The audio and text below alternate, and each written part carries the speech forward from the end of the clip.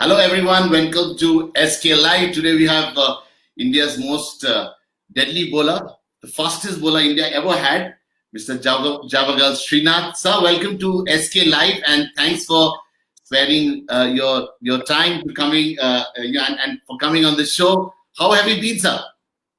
Thanks, Indranil. I'm doing pretty good. Just waiting for things to get normalized, and hopefully we get back to the routines of life. Yes, and is it been quite frustrating for you to hang in there and?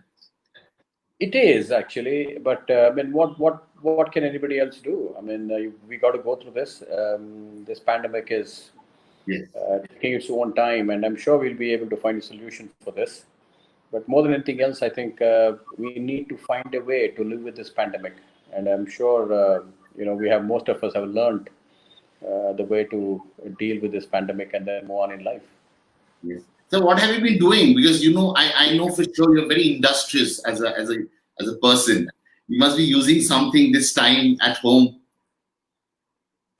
It's been quite challenging spending time with my son. At the same time, my parents, my mom is a little old, so spending a lot of time with her as well.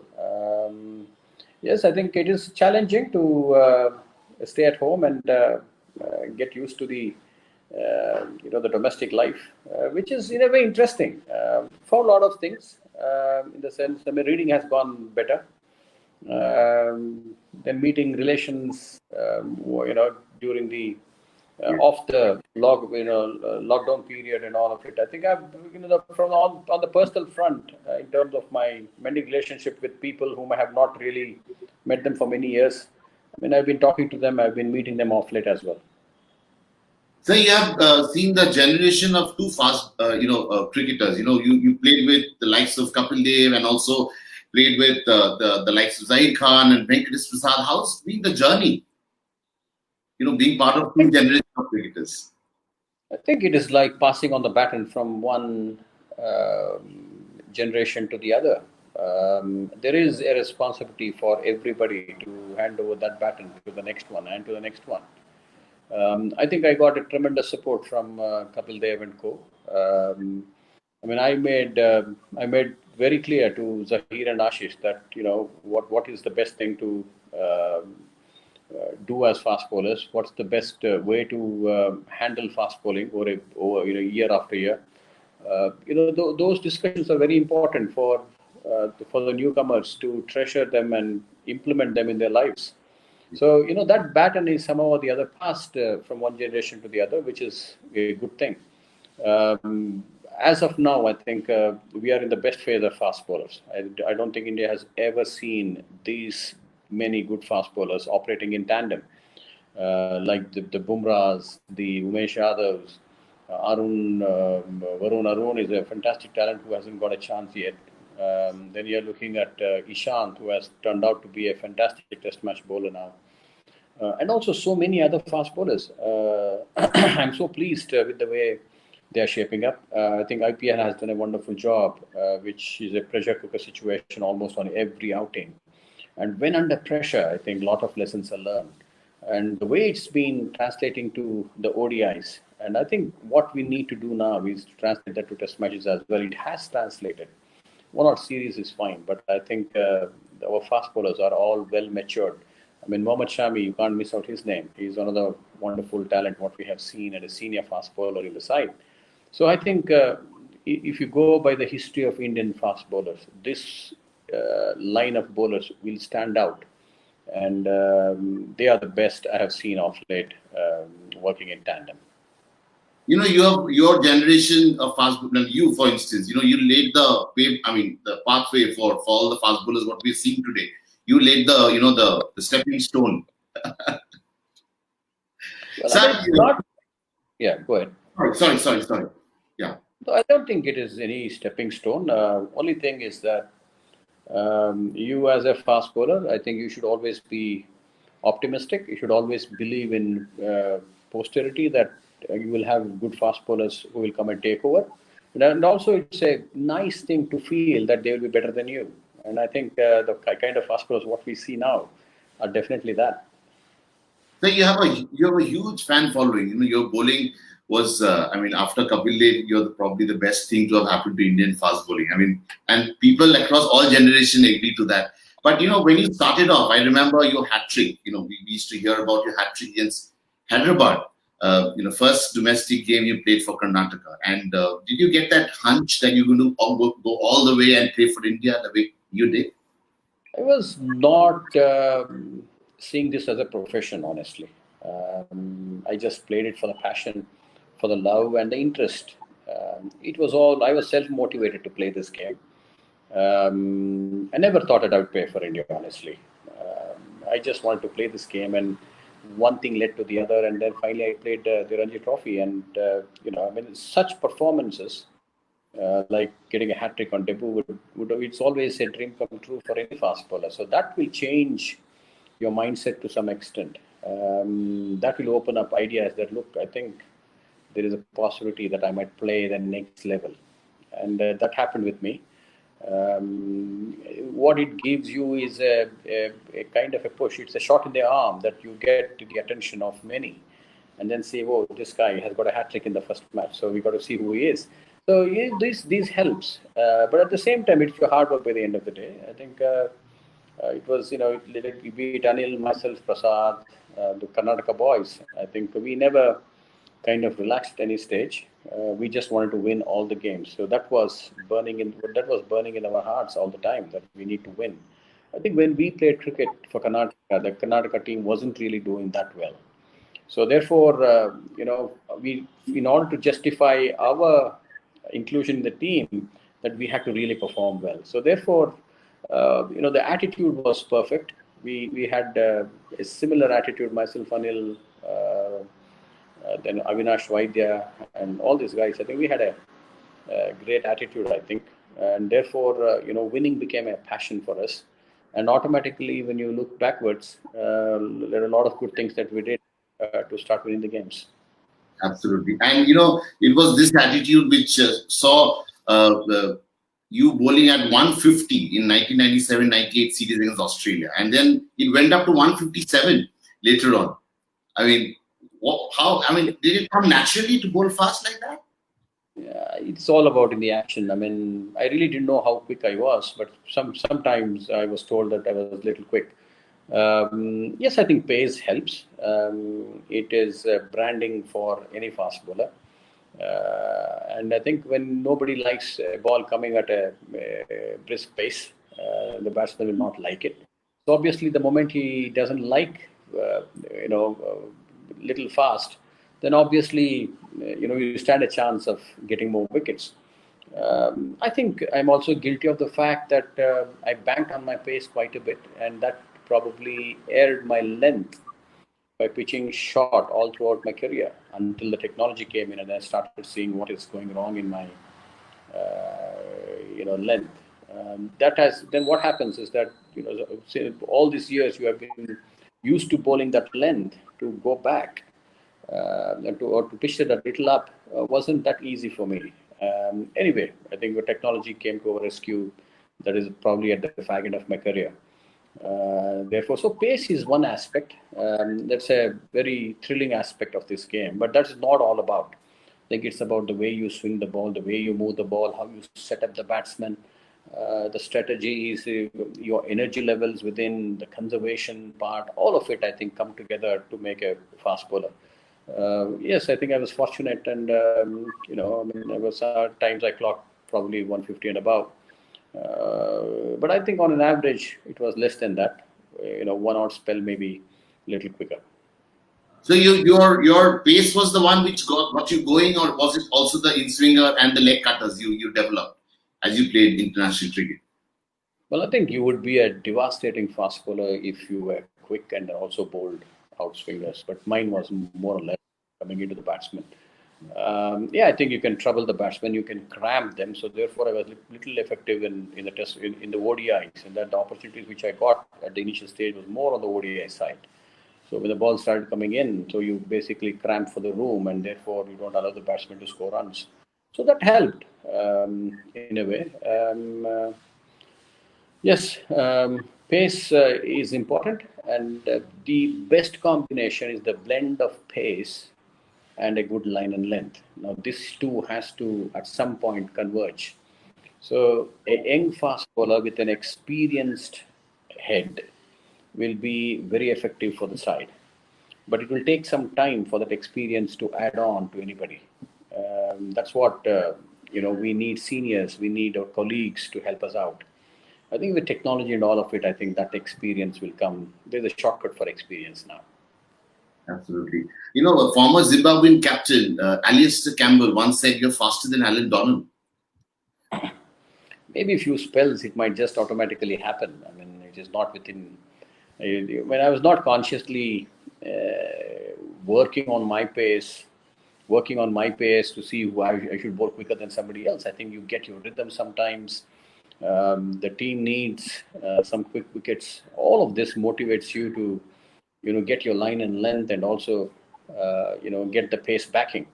I think that was what he was talking about, was the Pretoria, the Centurion Park ODI match, where I had got my rhythm pretty good. On and off, I think you get that rhythm. You took over 500 domestic wickets, first class matches, took over 500. Don't you think your test tally number of wickets should have been a little higher on the higher side? You see, I'm not complaining, but I mean, that's the way the situation was. In India, we just played one fast bowler. Sometimes we played for the sake of playing a fast bowler. The wickets were absolute rank turners at the initial part of my career. Now, you need to be a permanent part of the team and then getting wickets all the time. You should at least get 1 or 2, 1 or 3. Sometimes all 3 fast bowlers, 3 spinners, bowled 80 to 85% of, or even 90% of the bowling. So I was sometimes feeling very awkward standing. What is my role here? There is hardly any role for me to play. So I used to go ask captains to hand over the ball and let me at least be satisfied for my inclusion in the 11. So that was the state. So but anyway, I think Indian conditions suit spinners better, but also at the same time, puts you on a faster thinking mode to be a little more creative. So the reverse swing came handy. But I think I never lost hopes. But we are producing good results for the country. So that's the way it is. I understand that winning is more important. How we win is also important. Spinners ruled the roast those days. Fast bowlers had little role to play. But things have changed now. You see, you have 3 good fast bowlers, and then spinners come in later, going back to the traditional way of fetching wickets. Yes. There was an impression when you were new to the Indian team. Some senior cricketers, because of your sheer pace, probably advised you to go a little shorter.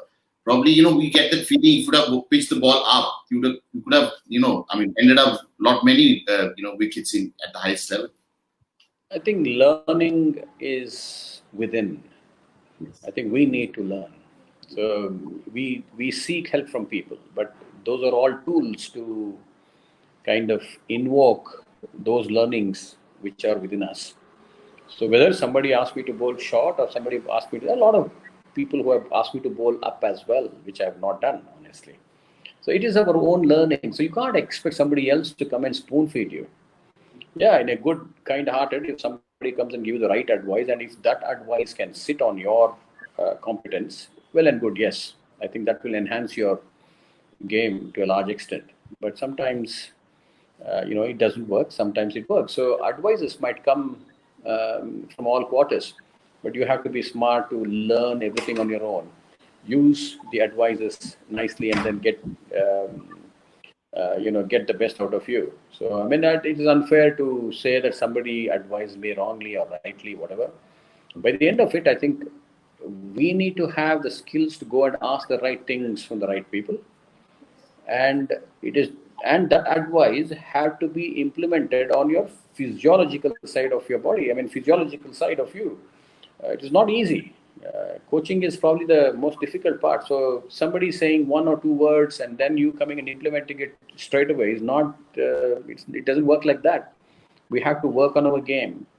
And as I said, it is all within us. And it all depends on how we invoke our own learnings. After Kapil Dev retired in '94, you came across as a very powerful, bowler. I mean, you took 5 wickets. I remember one Test match against West Indies, scored 60 runs, got man of the match award. So, what was Srinath then? I think I was young and I just wanted to perform. I got a chance to open the ball, open the innings for the India with the ball. So all good things happened during that period. West Indies is something playing against West Indies was something always heartening for me. They play some wonderful cricket. Sometimes it is raw, the pace, their style. They are very natural cricketers. And I always enjoyed playing against them. So that was one of my best series, actually. My batting was good. I was young. My reflexes was far better. I had the skills to go right behind the ball. I was able to play short pitch balls better. But that was short-lived anyway. And you always enjoyed. I mean, your former teammate Venkatesh Prasad, sir, he came on our show and he said he really enjoyed and cherished his. Even now, your partnership, he had the partnership with you. So can you just tell us about those days? The longest fast bowling partner was Venkatesh Prasad, and we got along very well. We come from the same state, and we come from a very similar background as well. Similar family background, and he's a wonderful chap.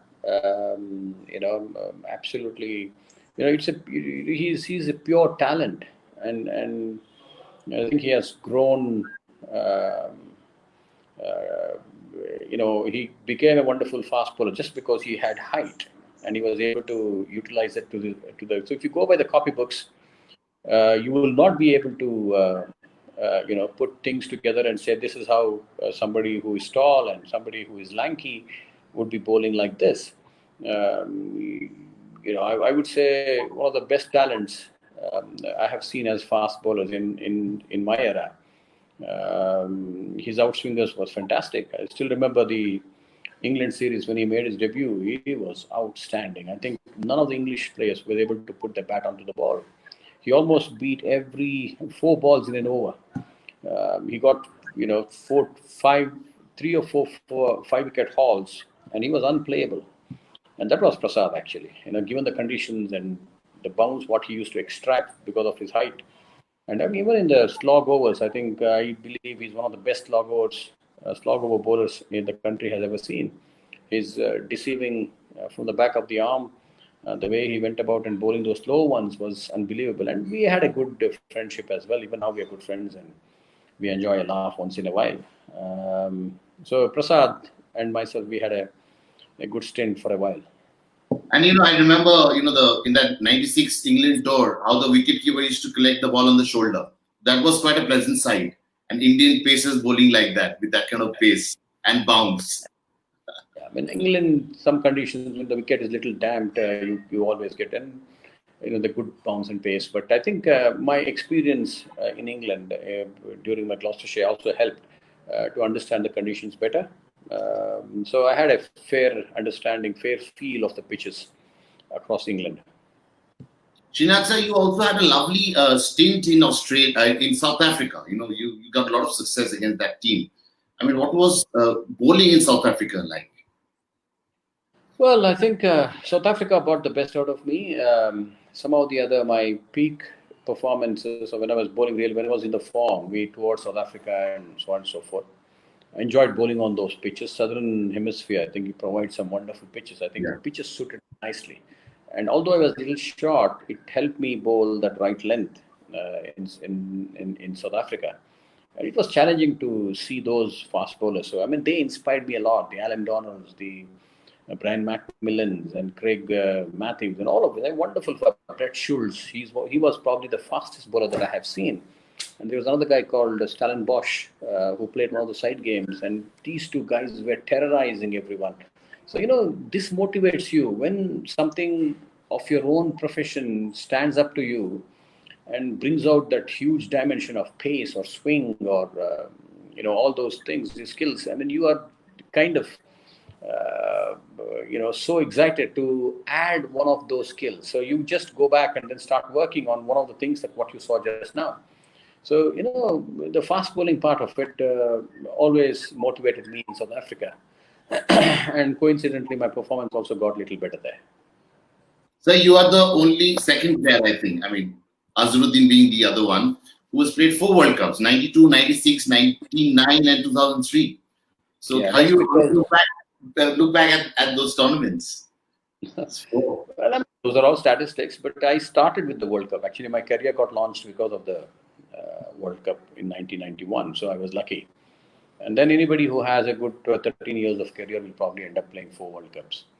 So it's just one of those statistical numbers, nothing that excites. But unfortunate that we could have won the finals, but we are up against one of the best sides in the world. They were on a roll. Nobody could even get closer to them. We lost the finals, and I couldn't really do much in that match. We couldn't win the finals. I mean, winning that finals would have been a real feather in the cap in my career, but that couldn't happen. You can't expect everything to happen in life anyway.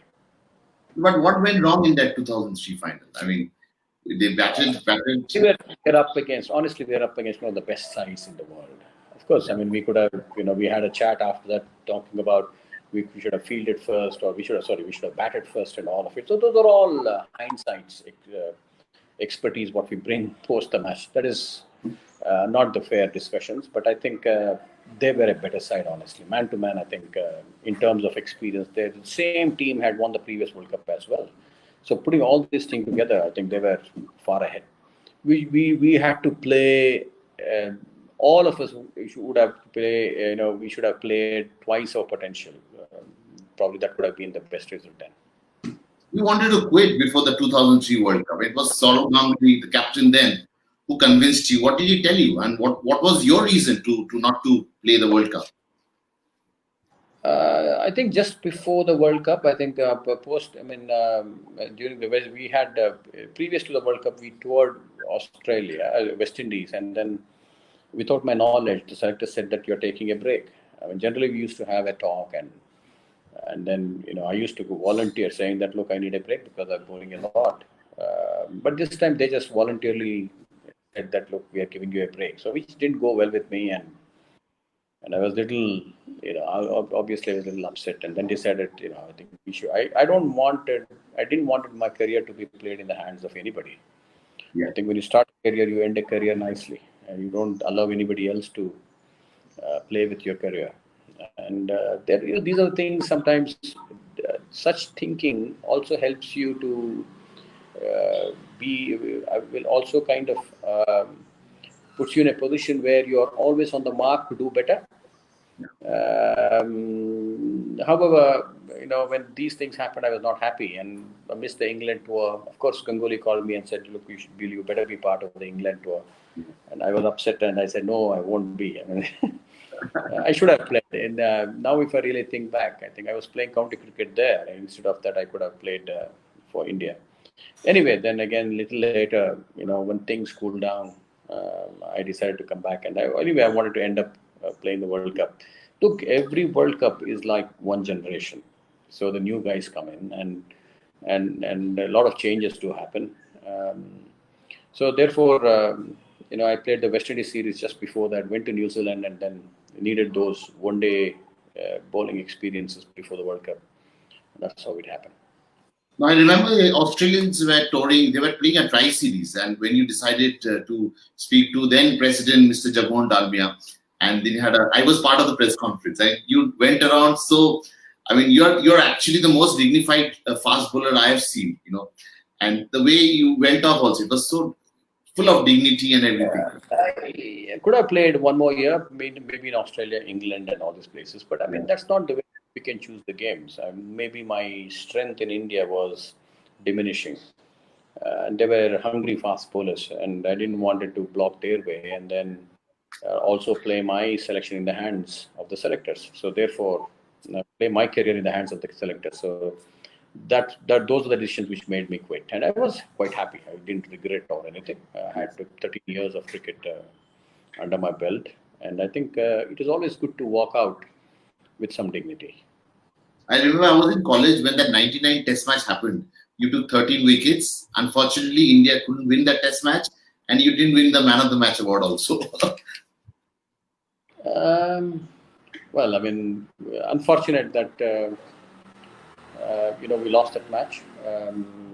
But I think it was a very fairly contested series. The Pakistan won the first one in Chennai, then we won the next one in Delhi, and then this was a very closely fought match as well. So it was a very interesting series that we had. The Wasim Wakar, Shoaib Akhtar, and Saeed Anwar, and I think we had the best team as well. So it was keenly fought series. You know so much about fast bowling. I know you can spot talent like anything, but why you tried your hand in administration? Why not in coaching? Why did you opt for match referee job with the ICC? I always wanted to be closer to the game. Yeah, Probably this is the best way and to have a good to be an integral part of the game as well. But now that the referee's job has evolved, we have become part of the rules and regulations, which was not previously. We have a very active role in trying to, uphold the rules, regulations, give the right interpretations, and also, bring that, discipline and watch the discipline, and also see how the umpires operate, the protocols, the constantly changing rules, regulations, introduction of technology. I think it is a very interesting field space for me to be in, and I'm always excited, especially when it comes to technology and all of it. So the technology blending with the sport is incredible, and I'm so happy to be part of such things. Coaching, there are a lot of people doing coaching in their own spaces. This is good for me at the moment. and you must be enjoying visiting different cultures, which you did as a player, but now in a different role, much more relaxed, going and meeting people from different countries. Must be exciting. Can't say relaxed, but I think we are on course. Only thing is that everything is fine. You have done a good job. If your name is not in the news, but if your name is in the news, then it must be for the wrong reason, not for the right reasons as a match. So yeah, I think we've been touring the world for nearly 30 years now. So touring is one aspect. I mean, I can't say that it really excites me. Therefore, I'm doing this job. It is in the early part of your career when you go to new countries, but then when it becomes a proper profession, then you just And want to make sure that you yeah, perform. Yeah. you need a lot of focus also to keep an eye on every ball and watching the match. You must be enjoying that. Really nice. I think you're an integral part, as I said. Yeah, I remember nearly 2 years ago you told me about this Delhi bowler who's a really a good fast bowler, Navdeep Saini. And I remember you telling me at Kotla that this guy, watch out for this guy. He's going to do well for India. And you have special liking for guys who bowl fast. Yeah, obviously, yeah, that's my core profession. So whenever somebody is bowling good pace, it excites me, and I want them to perform well. I mean, their actions are different. What they bring to the team is different, and whether somebody could be outswinger, somebody could be an in-swing bowler. The pace. I think fast bowling is always an excitable dimension of Absolutely. the. You've graced the game so beautifully, and it's tremendous amount of fans even joining us on Facebook and writing all kinds of things. Good memories of Srinath sir. Sir, tell us one untold story which really never shared before. Something very positive, something very light, and you still think about it and start laughing. Yeah. Nothing. I mean, everybody said that when I started playing, they said, look, you should get to you should get into the shoes of Kapil, get into the shoes of Kapil. But one of the Durban Test matches, just after lunch, Yeah, we were on the field. We were bowling. We were all on the field, and Kapil was not on the field. So he was supposed to be bowling from one end. So we were looking, why is he not coming out? And then later on, I realized that his pants was missing. So if I could not get into his shoes, at least I got into his pants because he was sitting next to me, and then I just wore his pants and walked down. That was very. He was not. It was not funny for him then, but I think a little later on we laughed on it. Yeah, yeah. Must have been really, really a wonderful atmosphere those days in the dressing room. Like it always is when you're playing for India. Srinath, thanks a lot for answering those questions and taking your time out and Thank coming you. on live. It was really a pleasure hosting you, and wish you all the best and stay safe and look after your surrounding. It was really a pleasure talking to you, sir. Thanks a Thank lot. you. Thank you. Bye bye. Bye bye.